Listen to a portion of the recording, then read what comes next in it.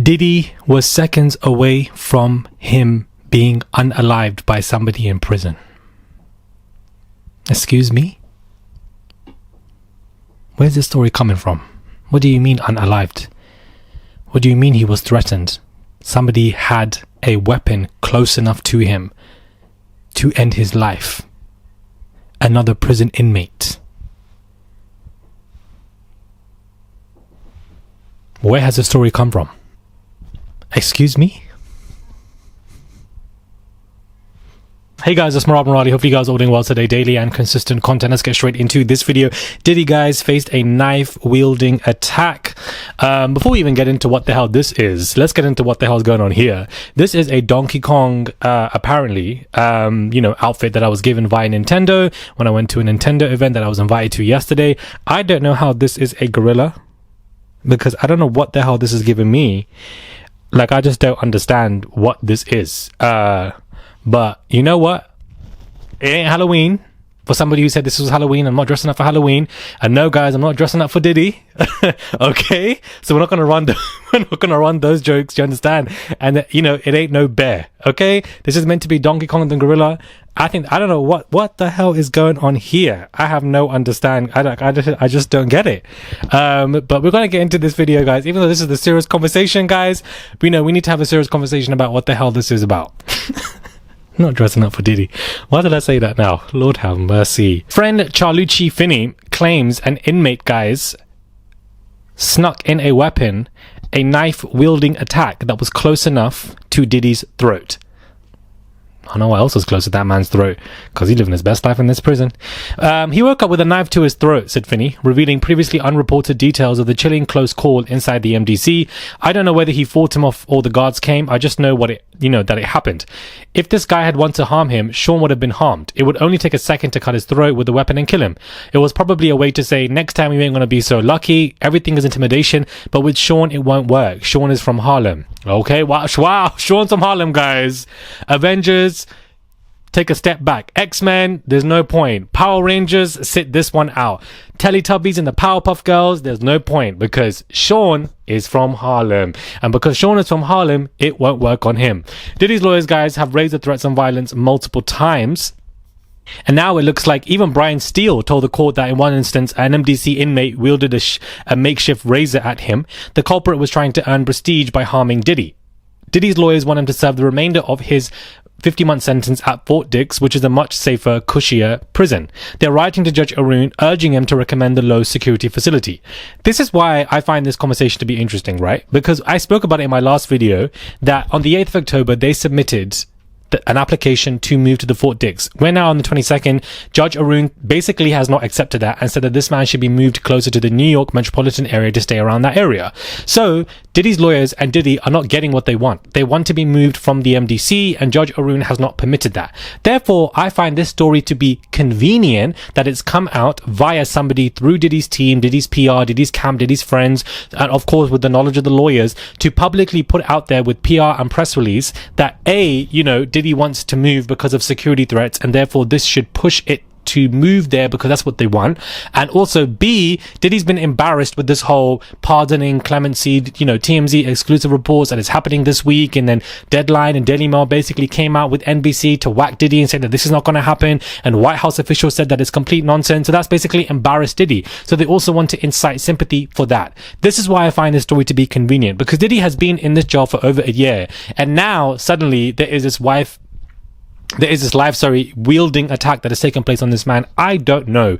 This story could have happened, or it could have been orchestrated to incite sympathy, because none of us were there, so therefore we can't prove it or disprove it. So that's why I'm a bit odd when it comes to this conversation of Diddy and this knife-wielding attack, where basically he nearly was unalived in this position. But also on the other side, maybe now this is going to be quite frequent for this man, and prison inmates are going to do so because they now know that he's been sentenced, and therefore they know that he's going to be in prison for a while, so therefore they're going to try stuff, because apparently Brian Steele did say this already happened once, so maybe it's the same guy. Maybe this attack did happen, and maybe it's happened right now. I try to look at conversations when it comes to both sides when it comes to something like this. Not really both sides when it comes to the P. Diddy. I hate that man. I feel like he's an absolute abusive, disgusting waste man, point blank period. But when it comes to, if something happened or not, let's look at it on both sides, because, it possibly could be true. Maybe this is true. Maybe it was something that went on. We don't know. They continue on to talk about how he's suffering sleepless nights, worrying that his famous father of 7 will be targeted. Sean has kept a lot of this stuff to himself because he doesn't want to worry his family. But if you're in jail and you've been charged with anything sexual, it's not a good place to be. The prisoners take it personal. They look at it like it could have been my mum, my auntie, my daughter. They try to get what they call prison justice. And you have to understand, we are not talking about a regular person. We're talking about Diddy.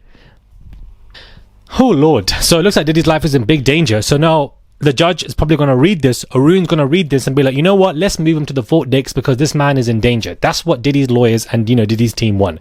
But this, apparently, if this has happened, is the second attack now, which means that Diddy is becoming a victim. Diddy's basically becoming a target, and maybe they're doing so because of the sentencing that it's given. Because his friend just said, because he's been charged with something sexually, and therefore, they might, other prisoners take it personal. It could be my mum, my auntie, my daughter. Well, why didn't these prisoners take it personal when this man was brought into prison on September 2024? Because he's been in prison for over a year now. So why hasn't multiple prisoners taken this personal? Why are there reports coming out that he actually is befriending these inmates? He's leading the classes. He's being an influence to them. He sleeps with all of these people in this room, and yet somehow nothing's happened to him until now. This is why this story is confusing me, and it doesn't make sense. I feel like with the bad week that Diddy has had, and mind you, it's only Wednesday, the bad week that Diddy has had with this, clemency, pardoning Trump, embarrassing story via TMZ, and all of it was crushed.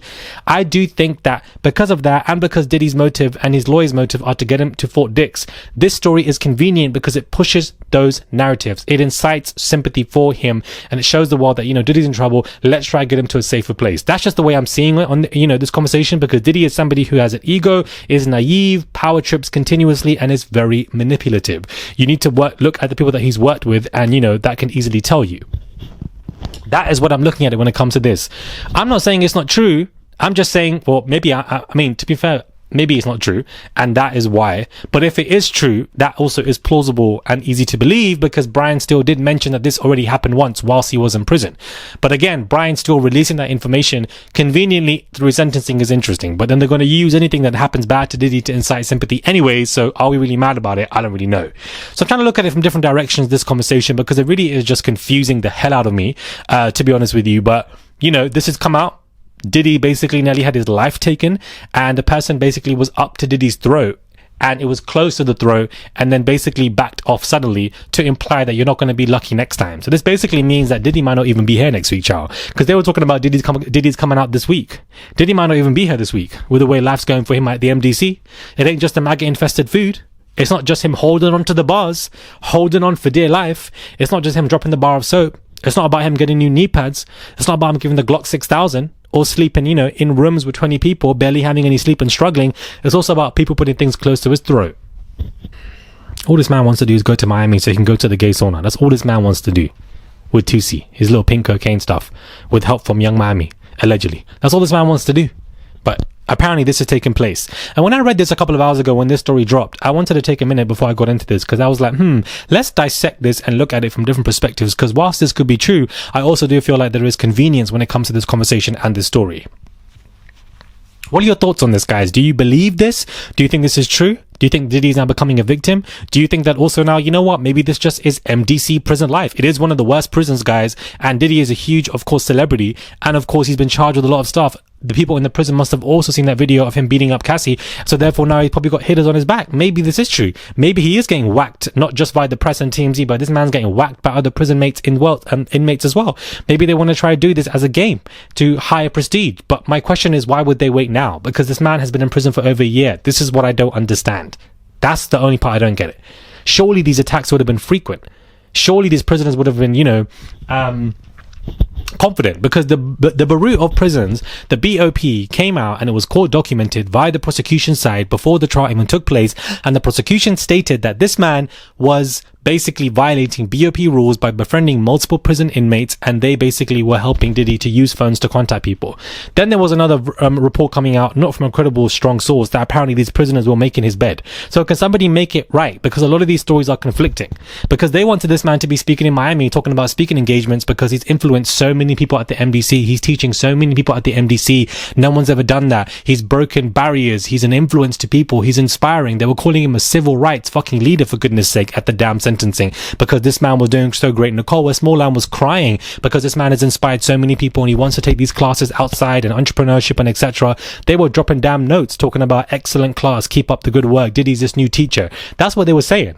So now suddenly it's gone from that back to somebody's pointing something to this man's throat. It's not adding up to me. Everything's a bit too conflicting and I don't understand why. Anyways, subscribe. Let me know your thoughts. I want to come to this. Please click that button, send a tip if you guys wish to. It's a $sign there. It goes a long way.